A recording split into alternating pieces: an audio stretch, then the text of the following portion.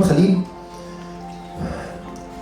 احنا شفنا بعض من دي 1 وهو داون وانا كنت داون.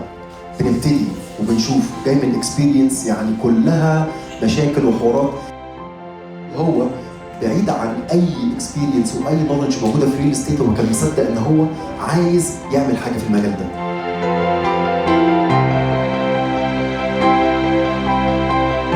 خليل كان طفل هادي دايما مبتسم ومحبوب من كل اللي حواليه وناجح من صغره.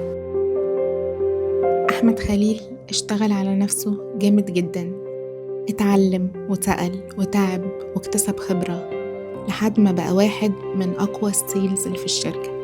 قصته رسالة لكل سيلز جديد: النجاح مش منصب تبدأ بيه، النجاح قرار وصبر وإيمان بنفسك، ومن حوض السمك الصغير نقدر نوصل لأكبر البحار.